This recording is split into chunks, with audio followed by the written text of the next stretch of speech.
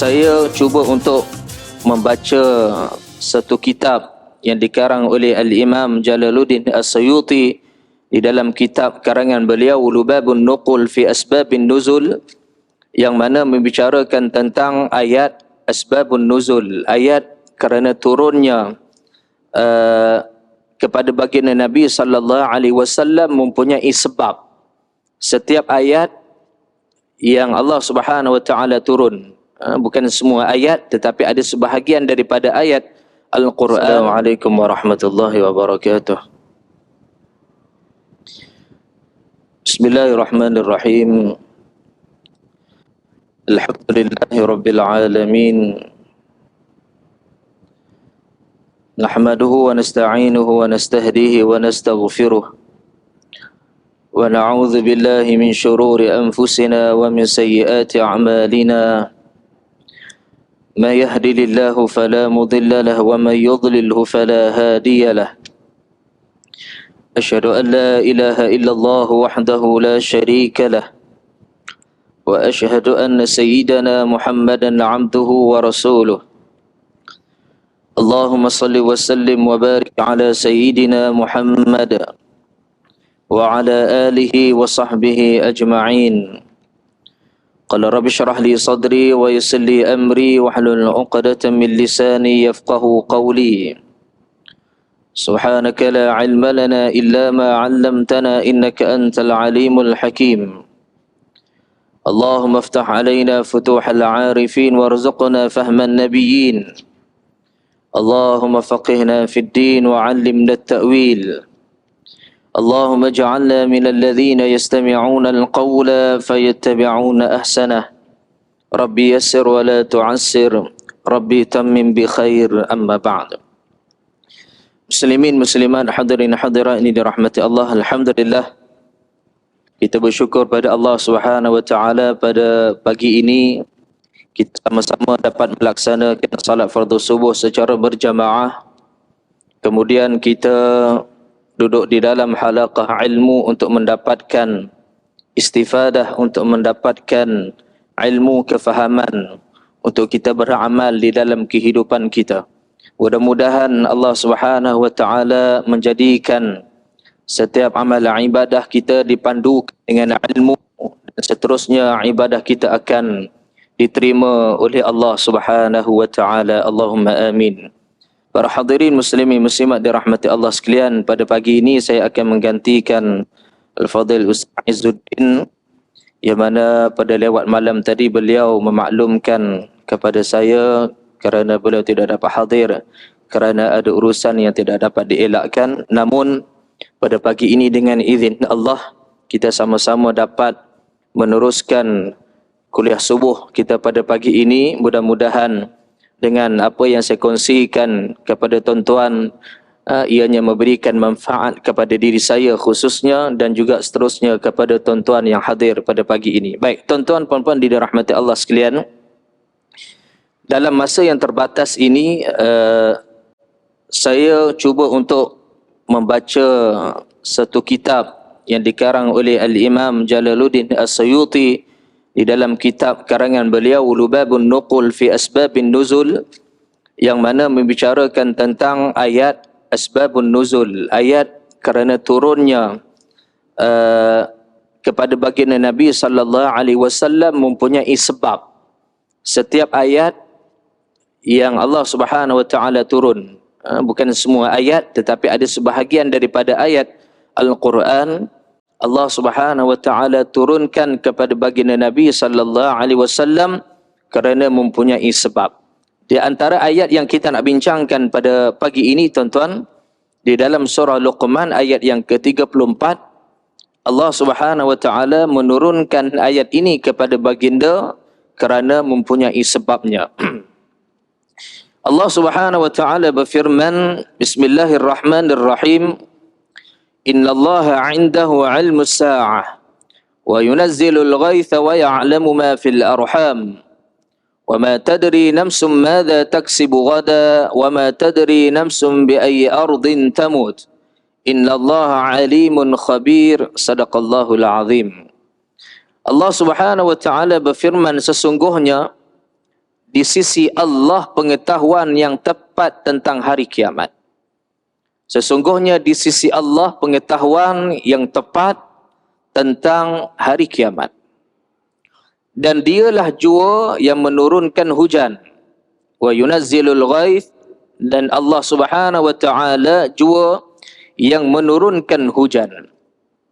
Wa ya'lamu ma fil arham, dan Allah Subhanahu wa taala yang mengetahui tentang ataupun dengan sebenar-benarnya perkara ataupun tentang apa yang ada di dalam rahim ibu yang mengandung.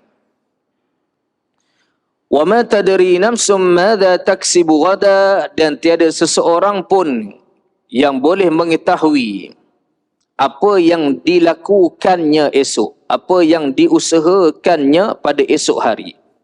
Sama ada apa yang dirancang itu perkara yang baik ataupun sebaliknya. Wa ma tadri nafsum bi ayyi ardin tamut, dan dia tiada seseorang pun yang dapat mengetahui di bumi manakah ataupun di tanah manakah ia akan meninggal dunia. Sesungguhnya Allah Subhanahu wa taala mengetahui lagi amat meliputi pengetahuannya. Para hadirin muslimin muslimat dirahmati Allah sekalian, di dalam kitab ini disebutkan yang mana ada seorang Arab Badui. Ada seorang Arab Badui yang disebutkan di dalam tafsir, begitu juga di dalam riwayat hadis, yang mana seorang lelaki Arab Badui jumpa baginda Nabi sallallahu alaihi wasallam, bertemu dengan Nabi sallallahu alaihi wasallam. Arab Badui ini Arabian, ya, dinisbahkan dengan Arabi, maknanya Arab yang duduk di pendalaman ataupun yang duduk di hujung kampung. Yang mana Arab Badui ini tuan-tuan, dia kurang adabnya kerana tidak bergaul dengan orang yang berada di bandar.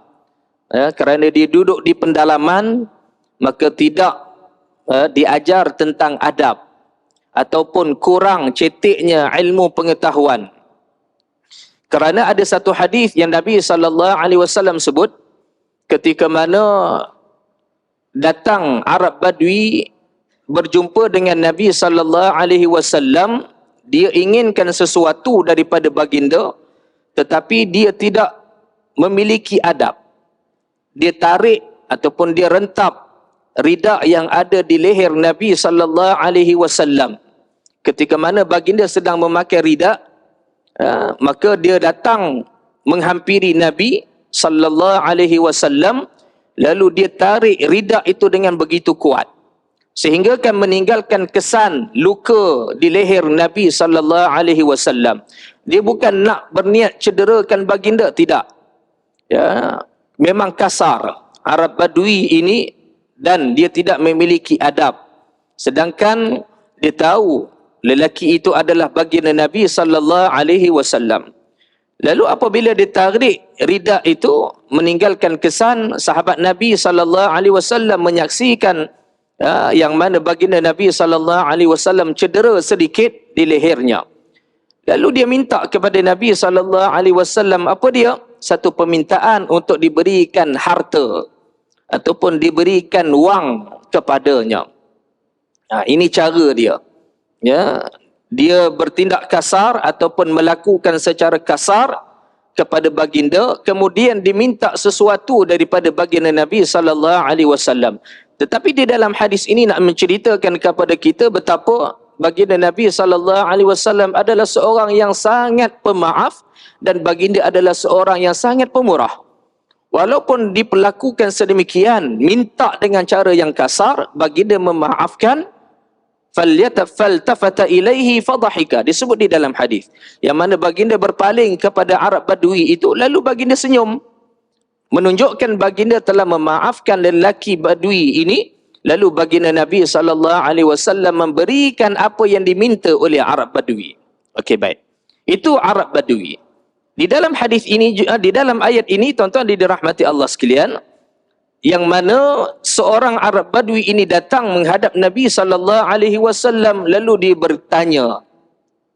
Apa yang ditanya kepada baginda Nabi SAW? Dia mengatakan kepada baginda, isteriku sedang mengandung.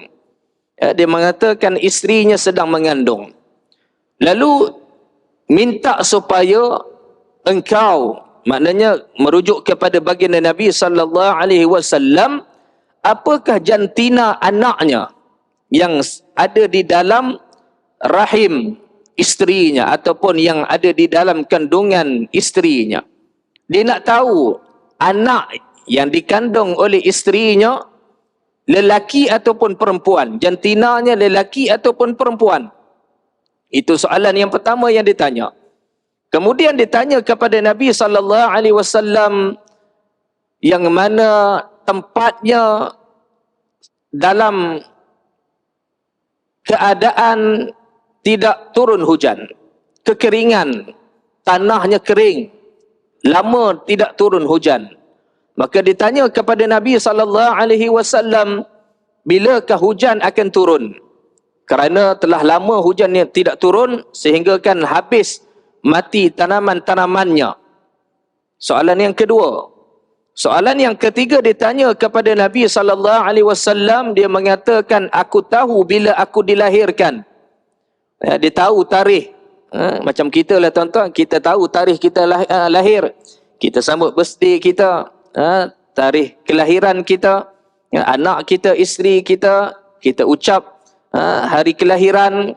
Tetapi lelaki ini ditanya kepada Nabi SAW, namun aku tak tahu bilakah dia meninggal dunia. Ya, bilakah dia meninggal dunia? Dan soalan yang terakhir ditanya kepada Nabi SAW, dan di manakah dia akan ditanamkan ataupun dikebumikan. Baik, tuan-tuan dirahmati Allah sekalian. Kalau kita lihat soalan-soalan yang ditanya oleh Arab Badui ini, nampak yang mana dia tidak memiliki kefahaman berbanding dengan Arab yang berada di bandar, yang bersama dengan Nabi SAW, yang didedahkan dengan ilmu pengetahuan. Kerana soalan yang ditanya tu soalan yang semua orang tahu, yang mana tidak boleh siapa pun mengetahuinya. Lalu apabila ditanya kepada Nabi SAW, maka turunlah ayat ini sebagai jawapan. Kita semua tahu tuan-tuan, perkara yang gaib tidak ada siapa pun yang boleh tahu. Apatah lagi perkara yang disebut dengan ilmu sa'ah, bilakah berlakunya hari kiamat. Hari kiamat perkara yang gaib, yang tidak ada siapa pun boleh tahu bilakah berlakunya hari kiamat. Satu ketika tuan-tuan dirahmati Allah sekalian, Nabi SAW pernah ditanya oleh musyrikin Makkah. Musyrikin Makkah tanya kepada Nabi SAW, bilakah berlakunya hari kiamat? Dan cuma bezanya tuan-tuan, mereka tanya kepada Nabi SAW bukan untuk mendapatkan kebenaran, untuk mendapatkan kepastian, lalu mereka meyakini baginda adalah Rasul, mereka beriman kepada Nabi SAW. Tetapi sebaliknya mereka bertanya kepada baginda untuk cuba memerangkap soalan itu kepada Nabi SAW. Di antara yang ditanya, bilakah berlakunya hari kiamat? Lalu Nabi SAW apabila ditanya tentang hari kiamat, sudah tentu baginda tidak tahu jawapannya. Baginda tidak tahu jawapannya, baginda tidak akan boleh memberikan jawapan melainkan turunnya wahyu daripada Allah SWT. Sebab itu Allah membenarkan, wa ma yantiqu 'anil hawa in huwa illa wahyu yuha. Tidak akan bertutur baginda Nabi SAW mengikut hawa nafsunya, bukan daripada nafsunya, tetapi tuturan Nabi SAW, in huwa illa wahyu yuha, wahyu daripada Allah Subhanahu wa ta'ala. Maka jawapan yang datang daripada mulut baginda, yang keluar daripada mulut baginda Nabi SAW adalah merupakan wahyu daripada Allah Subhanahu wa taala. Baik. Apabila mereka bertanya, maka turun wahyu yang Allah Subhanahu wa taala berikan jawapan kepada baginda. Yas'alunaka 'anis sa'ati ayyana mursaha qul innama 'ilmuha 'inda rabbi. Ini jawapan untuk menjawab soalan yang ditanya oleh mereka. Mereka bertanya kepada kamu wahai Muhammad tentang as-sa'ah, tentang bilakah berlakunya hari kiamat. Katakan kepada mereka, qul innama 'ilmuha 'inda rabbi. Berkaitan tentang as-sa'ah adalah merupakan urusan Tuhanku. Tidak ada siapa pun yang boleh tahu bilakah berlakunya hari kiamat. Tuan-tuan dirahmati Allah sekalian, mereka tanya, mereka sudah tahu jawapannya. Kerana mereka beriman, mereka mempercayai di dalam kitab bacaan mereka, di dalam kitab Taurat, baik di dalam kitab Injil, telah pun ada jawapan berkaitan tentang as-sa'ah. Jawapannya sama yang ada di dalam kitab bacaan mereka, yang mana as-sa'ah adalah merupakan urusan Tuhanku. Apabila ayat ini turun kepada baginda, baginda memberikan jawapan, lalu mereka mengakui baginda Nabi sallallahu alaihi wasallam adalah seorang rasul, yang mana apa yang dijawab oleh Nabi sallallahu alaihi wasallam sama selari dengan kitab yang mereka baca sendiri. Namun tuan-tuan dirahmati Allah sekalian, sebagaimana saya sebutkan tadi, soalan yang mereka ajukan kepada baginda bukan untuk mendapatkan kebenaran, untuk mereka beriman kepada Allah Subhanahu wa taala, kepada baginda, tetapi sebaliknya untuk ada agenda yang lain, tuan-tuan. Lalu mereka tetap tidak beriman kepada baginda Nabi sallallahu alaihi wasallam. Baik. Apabila ditanya tentang as-sa'ah, baginda tidak tahu, maka jawapannya adalah urusan Tuhan. Urusan Allah Subhanahu wa taala, bilakah berlakunya hari kiamat. Sebab itu manusia boleh membuat andaian. Kita boleh buat andaian bila berlaku kiamat. Kita boleh kata 2030. Baru ni yang sebelum ni pernah kata 2024 akan berlakunya kiamat. Kita boleh buat andaian.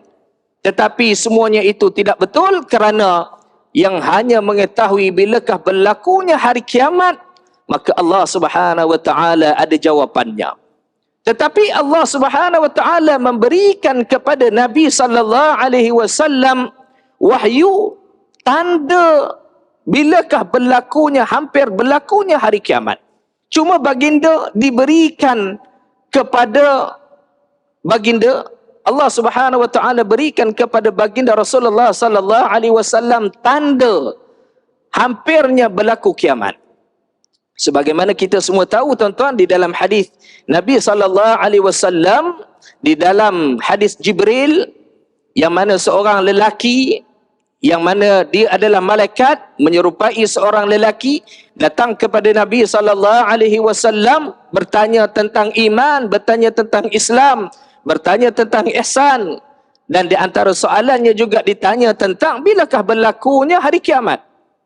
Maka apa jawapan Nabi sallallahu alaihi wasallam? Maka baginda menyatakan, orang yang bertanya lebih tahu minas sa'il, daripada orang yang ditanya. Sebab itu tuan-tuan dirahmati Allah sekalian, kita kena jujur dengan ilmu, terutamanya kepada asatizah, ya, kepada ustaz-ustaz. Apabila kalau kita tidak tahu sesuatu ilmu yang bukan bidang kita, maka apabila ditanya, maka jangan kita jawab, melainkan kalau kita dapat ataupun kita mengetahui ilmu tersebut ataupun jawapan itu secara tuntas, secara pasti. Kalau kita tidak tahu, maka kita jangan rasa malu untuk mengatakan wallahu a'lam. Minta maaf, saya tak tahu, mungkin saya boleh rujuk nanti ataupun saya semak balik kitab. Tak jatuh martabat seorang alim, seorang yang berilmu apabila memberikan jawapan wallahu a'lam.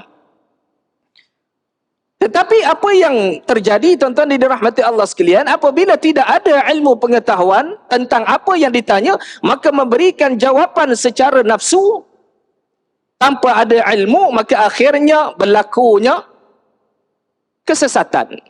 Sebagaimana seorang sahabah ketika mana dia bermimpi pada waktu malam, tentera jihad Ya, dia bermimpi pada waktu malam sehingga mengeluarkan air maninya. Kemudian dia dalam keadaan yang luka parah. Pada keesokannya dia bertanya kepada sahabatnya yang lain, apa yang perlu dia buat untuk dia salat sedangkan dia telah bermimpi. Maka sahabat ini mengatakan, kamu wajib mandi, kemudian barulah kamu salat. Mendengar dengan jawapan fatwa yang dikeluarkan oleh sahabat ini, maka dia mandi, akhirnya dia mati. Kerana luka yang parah, kena air yang banyak, kuantiti yang banyak, akhirnya dia meninggal. Sampai berita ini kepada Nabi SAW. Apabila Nabi SAW mengatakan apa dia? Faqtuluh, kamu bunuh dia. Rasulullah marah, tuan-tuan. Di dalam hadis ini menyebutkan Rasulullah marah. Sehingga Rasulullah mengatakan, kamu telah bunuh dia. Rasulullah tak kata, kenapa kamu buat macam ni? Kenapa kamu tak bertanya dulu? Tak. Rasulullah terus mengatakan, kamu telah bunuh dia. Nak menunjukkan kepada kita, tuan-tuan, betapa pentingnya apabila kita nak memberikan suatu jawapan, mestilah berpandukan kepada ilmu. Begitulah juga dengan fatwa.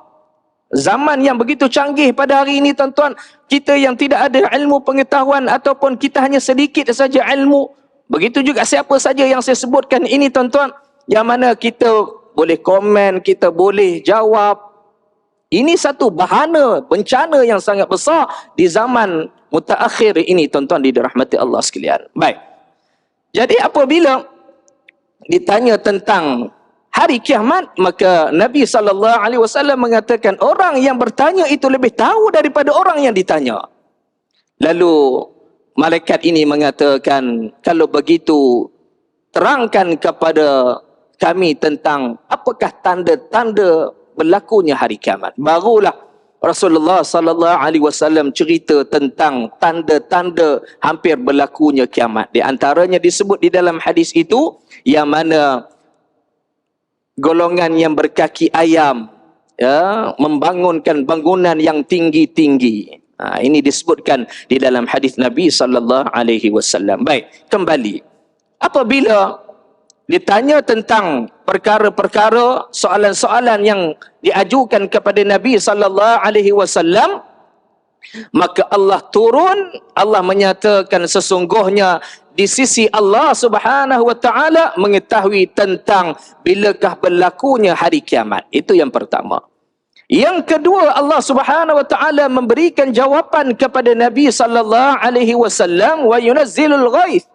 Allah Subhanahu wa taala yang menurunkan hujan. Bilakah waktu hujan itu akan turun, tidak ada siapa pun yang tahu, tuan-tuan. Kadang-kadang kita boleh meramalkan. Kita tengok mendung, pagi kita tengok mendung, kita kata hujan ni tengah hari nanti. Ataupun kita kata 2 jam nanti mesti hujan. Kita hanya meramalkan, tuan-tuan dirahmati Allah sekalian. Tengok-tengok sehari itu tak hujan. Padahal pagi tu kita tengok dah mendung dah, tuan-tuan. Dah macam nak hujan dah. Rupa-rupanya tak hujan, tuan-tuan. Ya. Kerana Allah Subhanahu wa taala yang Maha mengetahui. Allah Subhanahu wa taala yang mentadbir. Tuan-tuan dirahmati Allah sekalian, apa yang saya nak sebut? Apabila kita membaca ayat-ayat yang seperti ini, tuan-tuan, betapa kita melihat kehebatan Allah Subhanahu wa taala itu, kita nampak keagungan Allah Subhanahu wa taala, kebesaran Allah Subhanahu wa taala untuk kita berfikir. Betapa lemahnya, betapa kedilnya kita dengan Allah Subhanahu wa taala. Tetapi manusia masih sombong kepada Allah Subhanahu wa taala. Sombong maksudnya, tuan-tuan, mengabaikan tentang perintah Allah Subhanahu wa taala, langgar perintah Allah Subhanahu wa taala. Sedangkan kita melihat di hadapan mata kita sendiri kehebatan Allah Subhanahu wa taala, kekuasaan Allah Subhanahu wa taala menciptakan hujan, menurunkan hujan, memberhentikan hujan. Siapa yang mentadbir? Allah Subhanahu wa taala. Allah Subhanahu wa taala menunjukkan di hadapan mata kita kebesarannya, kehebatannya, keagungannya. Namun ada manusia yang sombong kepada Allah Subhanahu wa taala, tidak mahu turut perintah Allah Subhanahu wa taala. Tinggalkan salat. masih lagi mengabaikan perintah-perintah yang fardu yang lain. Sedangkan Allah Subhanahu wa taala telah tunjukkan kehebatan Allah Subhanahu wa taala. Sebab itu kalau kita lihat di dalam Al-Quran, banyak ayat yang mana Allah Subhanahu wa taala sebut alam. Alam ni apa dia tuan-tuan? Apakah kamu tidak melihat? Alam tarau. Alam tara kaifa fa'ala rabbuka bi ashabil fil. Tidakkah kamu melihat bagaimana kami perlakukan kepada tentera Abraha, ashabul fil, orang yang menunggang gajah, tentera-tentera bergajah. Allah Subhanahu wa taala suruh kita berfikir. Allah Subhanahu wa taala sebut, alam yarau ila at-tayri musakhkharatin fi jawis sama ma yumsikuhunna illa Allah inna fi dhalika laayatin liqaumin yu'minun. Apakah kamu tidak melihat bagaimana burung yang berterbangan di angkasawan, fi jawis sama, yang terbang di tinggi, ya, di angkasa, ma yumsikuhunna illallah, yang mana tidak ada siapa pun yang boleh menahan dia untuk berhenti. Tidak ada siapa yang dapat menahan dia untuk dia berhenti daripada dia terbang, dia jatuh ke bawah. Tidak ada siapa yang boleh menahan dia, tuan-tuan, illallah, melainkan Allah Subhanahu wa taala. Apabila dia kembangkan sayapnya, tuan-tuan, dia boleh terbang ke mana saja yang dia nak pergi. Kekuasaan Allah Subhanahu wa taala. Kemudian apabila dia letih, maka dia akan kuncupkan sayapnya, lalu dia akan berhenti, dia akan singgah di mana-mana pohon untuk dia berhenti. Siapa yang buat semua itu? Allah Subhanahu wa taala. Kita melihat burung-burung yang berbagai jenis. Ya, burung bukan satu saja Allah Subhanahu wa taala cipta, banyak. Ya, burung, jenis burung berterbangan, tuan-tuan dirahmati Allah sekalian. Maka dengan ayat ini, orang orientalis, orang yang tidak beriman kepada Allah, mereka cuba untuk berfikir. Sebab itu, tuan-tuan, pada hari ini kita menaik kapal terbang.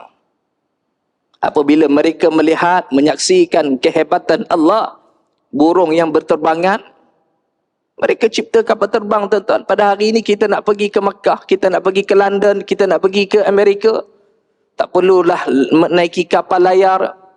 Kita boleh menaiki kapal terbang dengan tempoh yang begitu singkat.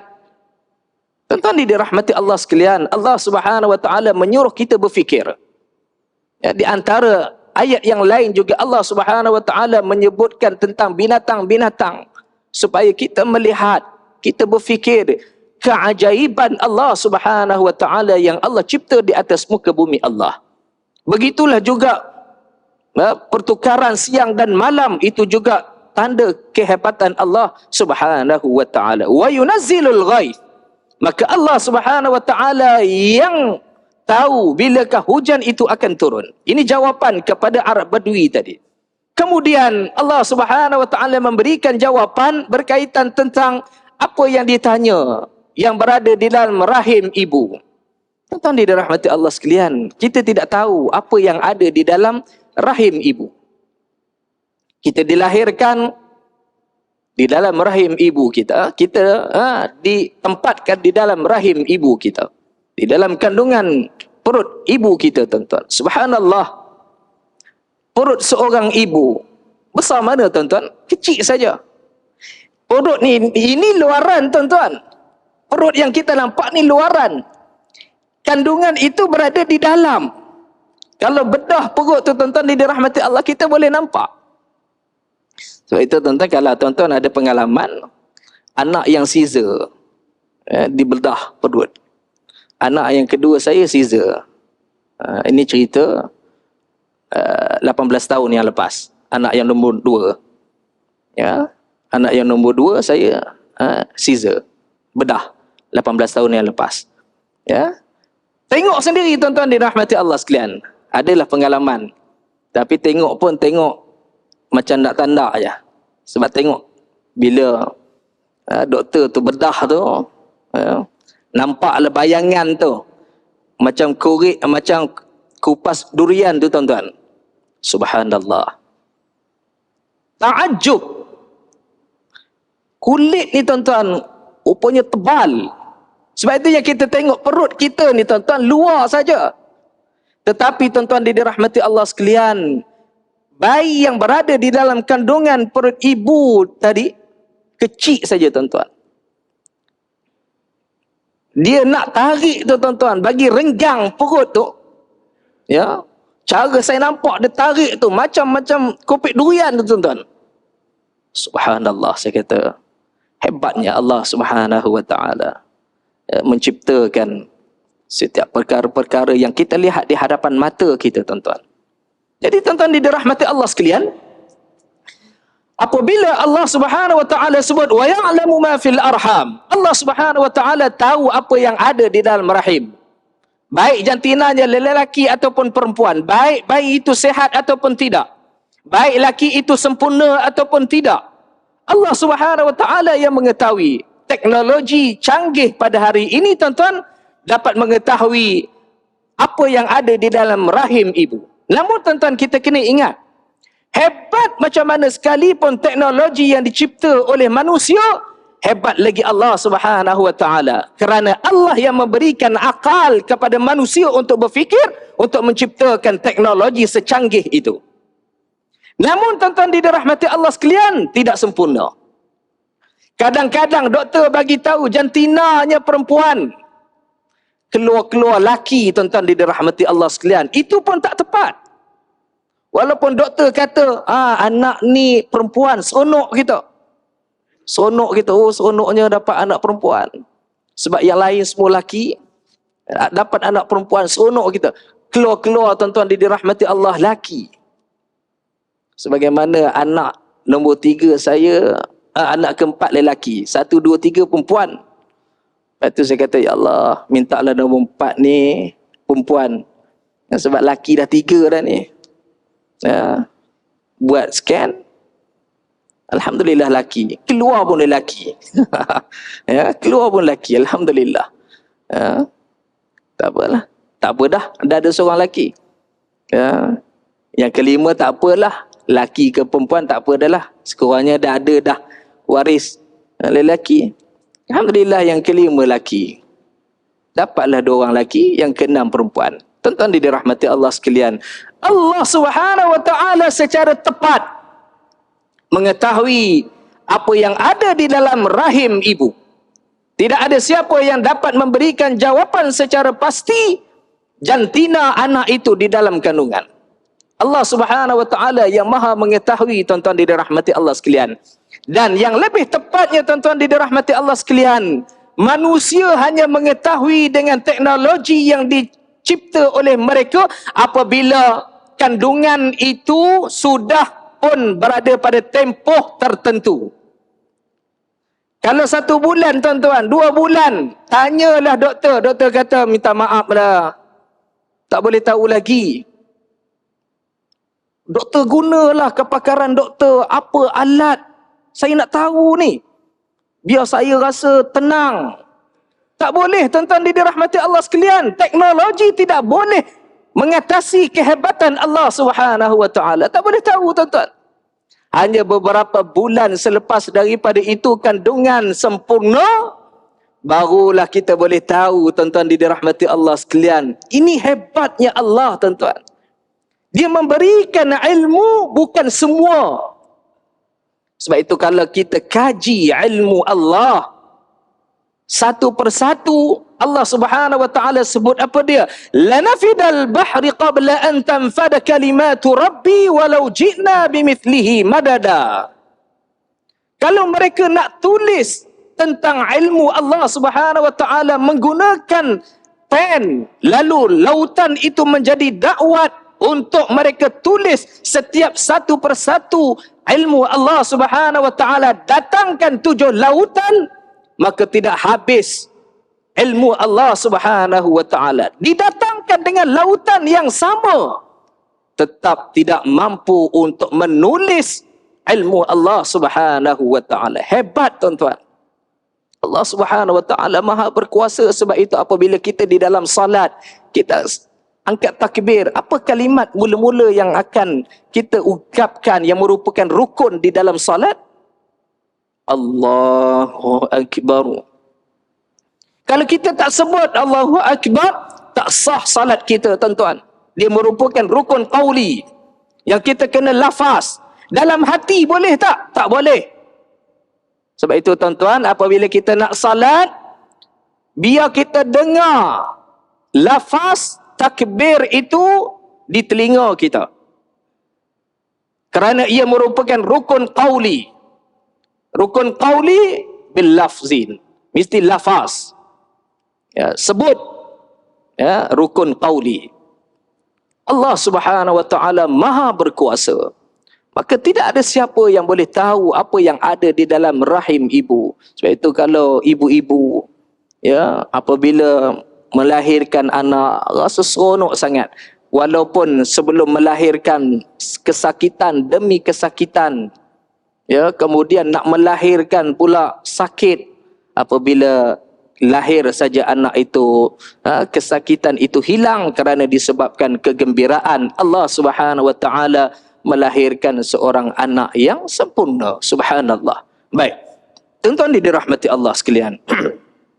Kemudian Allah Subhanahu wa taala sebut wa ma tadri nafsum madza taksibu ghadan. Dia tidak tahu apa yang dia nak lakukan esok. Kita boleh rancang, tuan-tuan. Kita boleh rancang. Hari ini kita rancang, besok kita nak pergi ke mana. Kita rancang petang karang kita nak buat apa. Kita boleh rancang, tuan-tuan. Manusia dia boleh merancang. Tetapi apa yang berlaku, Allah Subhanahu wa taala yang Maha mengetahui. Apa yang kita rancang itu akan terlaksana ataupun tidak, Allah Subhanahu wa taala yang Maha mengetahui. Kita rancang petang ni kita nak pergi ke tempat ini. Tak jadi, tuan-tuan dirahmati Allah sekalian. Sampai petang tengok ada urusan yang lain. Perancangan yang pertama tadi tak jadi, tuan-tuan. Kita boleh merancang madza taksibu ghada. Tetapi Allah Subhanahu wa taala tahu ya, apa yang kamu nak buat esoknya. Ya, apa yang kamu rancang itu Allah Subhanahu wa taala tahu jadi ataupun tidak. Sebab itu, tuan-tuan dirahmati Allah sekalian, kita kena sebut insya-Allah. Ya, kita kena sebut insya-Allah biiznillah, dengan izin Allah Subhanahu wa taala. Ya, kadang-kadang kita rancang tak jadi. Ya. Kerana semua itu adalah di dalam ilmu pengetahuan Allah Subhanahu wa taala. Saya ringkaskan, tuan-tuan dirahmati Allah sekalian. Ya, lalu Allah Subhanahu wa taala sebut juga wa ma tadri nafsum bi ayyi ardin tamut. Seseorang itu dia tidak tahu di manakah bumi dia dikebumikan. Subhanallah. Kita duduk Subang Jaya, tuan-tuan. Ada jemaah kita kan yang meninggal di Madinah. Duduk USJ 6, tuan-tuan. Subhanallah. Kalau duduk USJ 6, tuan-tuan, kebiasaannya ke bumi di USJ 21. Ya, naik van jenazah kita, tuan-tuan. Tetapi Allah Subhanahu wa taala meliputi pengetahuannya. Meninggal di Madinah, tuan-tuan. Tahun lepas. Subhanallah. Meninggal di Madinah. Duduk di USJ 6, meninggal di Madinah. Kebumikan di mana? Subhanallah. Di Baqi'. Di tepi Masjidin Nabawi. Tempat di mana disitulah syuhada. Disitulah Ahlul Bait. Rasulullah sallallahu alaihi wasallam. Disitulah para sahabat, kibarus sahabah. Sahabat-sahabat yang besar. Dikebumikan di Baqi'. Sebab itu orang yang dikebumikan di Baqi', maka dia akan dibangkitkan bersama dengan Nabi sallallahu alaihi wasallam. Keistimewaan orang yang meninggal di Madinah, khususnya dikebumikan di Baqi', dia memiliki satu keistimewaan yang luar biasa, tuan-tuan. Kerana sabit dengan hadis Nabi sallallahu alaihi wasallam. Ya. Ditanamkan di Baqi' di Madinah. Madinah ke USJ. Berapa jauh kilometer dia, tuan-tuan? Allah Subhanahu wa taala menentukan segala-galanya. Di bumi Madinah dikebumikan. Begitulah kita, tuan-tuan. Kita hendak kita pesan dengan anak kita kan, kalau ayah meninggal nanti kebumikan di kampung. Kita pesan dekat ayah kita, kita pesan dekat anak kita. Sebab apa dia? Sebab kita duduk di kampung. Walaupun kita datang ke bandar, tetapi kita pesan dekat anak kita, kalau ayah meninggal dunia, maka kebumikan di kampung. Tuan-tuan dirahmati Allah sekalian, Allah Subhanahu wa taala dah tahu. Dikebumikan di USJ, tak dikebumikan di kampung. Semua Allah Subhanahu wa taala telah menyusun, mengaturkan. Maka sebab itu Allah suruh kita renung, tuan-tuan dirahmati Allah sekalian, perkara-perkara yang luar pengetahuan manusia, maka kita berfikir, maka kita menjadi hamba Allah yang tawadhu. Hamba Allah Subhanahu wa taala yang taat kepada perintah Allah Subhanahu wa taala. Baik, para hadirin muslimin muslimat dirahmati Allah sekalian, apabila jawapan ini Nabi sallallahu alaihi wasallam dapat daripada Allah Subhanahu wa taala, maka baginda bagi tahu dekat Arabi, maka inilah jawapannya. Tuan-tuan dirahmati Allah sekalian, apabila jawapan itu datang daripada Allah Subhanahu wa taala memiliki sebab, maka inilah yang namanya ilmu asbabun nuzul, sebab-sebab turun ayat ini kepada baginda Nabi sallallahu alaihi wasallam. Tuan-tuan dirahmati Allah, saya tidak berniat untuk memanjangkan kuliah kita pada pagi ini. Sekadar itu saja, mudah-mudahan dengan perkongsian sedikit ini sebagai bidan terjun, ianya memberikan manfaat kepada kita semua, ilmu pengetahuan kepada kita. Apa yang penting tuan-tuan, kita adalah hamba Allah. Kita adalah hamba Allah yang sangat memiliki kelemahan dan kekurangan. Allah Subhanahu wa taala yang maha berkuasa, yang menciptakan kita sebagai manusia yang sempurna, maka jadilah kita sebagai hamba Allah yang taat kepada perintahnya. Jadilah hamba Allah yang tidak melakukan perkara-perkara yang dilarang oleh Allah Subhanahu wa taala kerana kita hamba. Apabila kita kod hamba itu, tuan-tuan dirahmati Allah sekalian, hamba ni apa dia? Yang mana kita akan sentiasa tunduk kepada tuan kita. Kalau sistem hamba di zaman dahulu, dia akan tunduk kepada tuan dia. Kita hamba kepada Allah, sentiasa tunduk kepada perintah Allah Subhanahu wa ta'ala. Sekadar itu saja tuan-tuan, mudah-mudahan ada manfaatnya. Ampun maaf, terima kasih atas perhatian tuan-tuan. Aqulu qawli hadza wa astaghfirullah azim li wa lakum wa lisairil muslimin wal muslimat innahu huwal ghafurur rahim. Bismillahirrahmanirrahim. Alhamdulillahirabbil alamin. Wassalatu wassalamu ala asyrafil anbiya mursalin wa ala alihi wa sahbihi ajma'in. Allahumma ij'al jam'ana hadza jam'an marhuma wa tafarraqana min ba'dihi tafarruqan ma'suma. Wa sallallahu ala sayyidina Muhammadin wa ala alihi wa sahbihi wa baraka wa sallam. Walhamdulillahi rabbil alamin. Assalamualaikum warahmatullahi wabarakatuh.